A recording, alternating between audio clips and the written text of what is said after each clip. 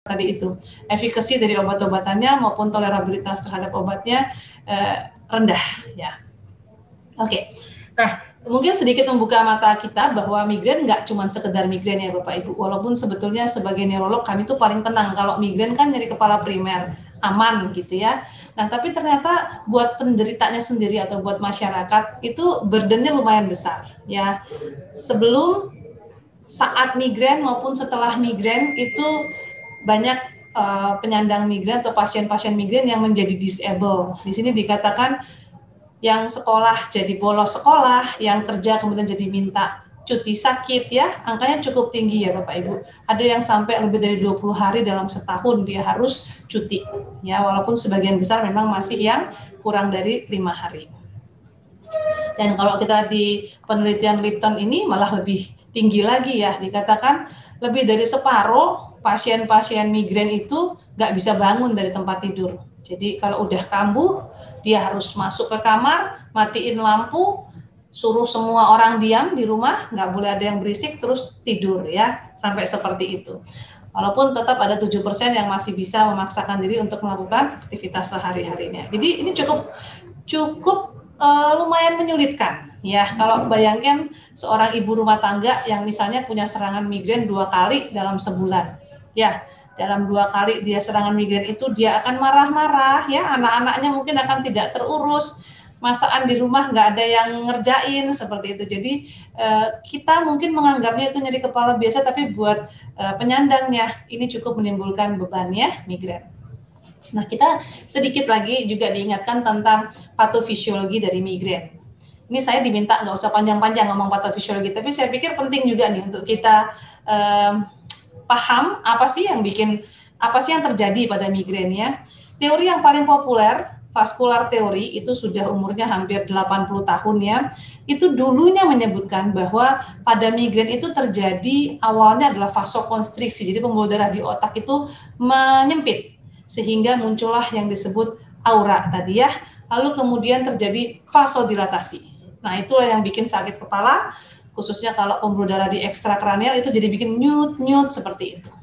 Namun teori ini sudah mulai banyak ditinggalkan karena walaupun, nah ini dasarnya kan dari vaskular teori ya, dulu orang-orang pada pakai ergotamin ya supaya sakit kepalanya hilang.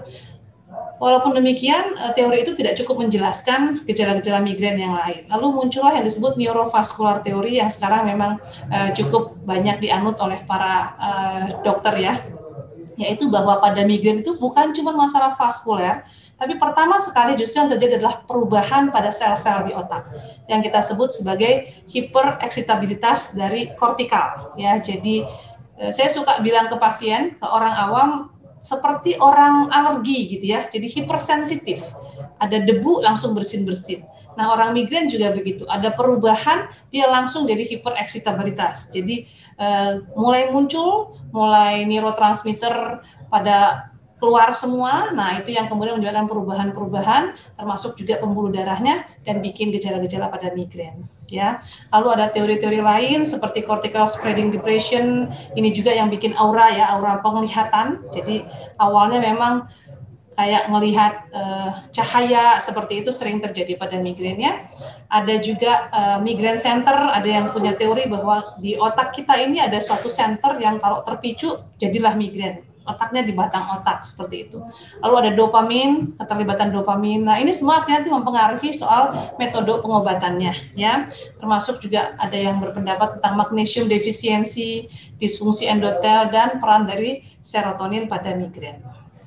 Kurang lebih ini mungkin yang paling banyak kita pakai ya, yaitu tadi neurovaskuler, di mana terdapat aktivasi dari trigeminal di batang otak ya, yang kemudian menyebar sampai ke terminal ganglion, kemudian masuk ke Meninges dan vessel ya. Ini bikin reaksi seperti inflamasi ya, kemudian menyebabkan hipersensitivitas dan gejala migrain.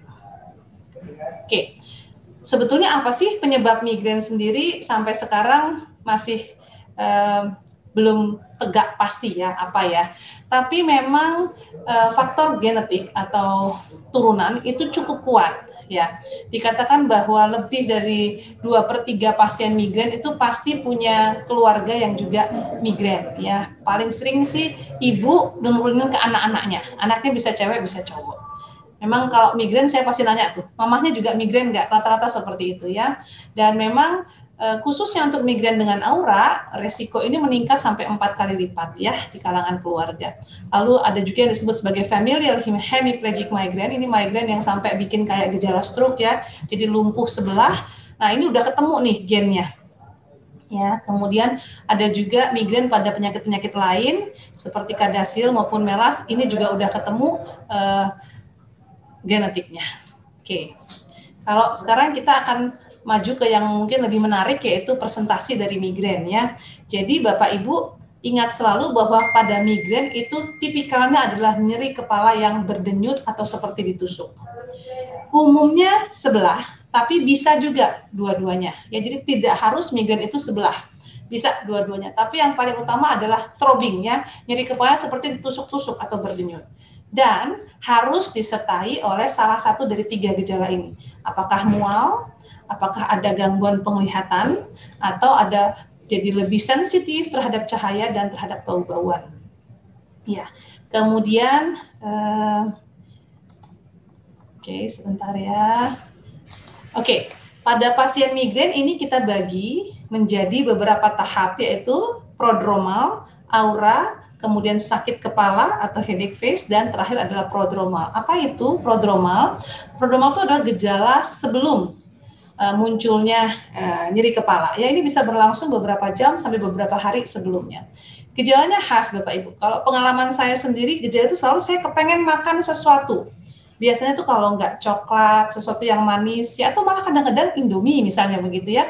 Jadi ada kayak orang ngidam, ada keinginan atau food craving kita sebutnya, kepengen makan sesuatu.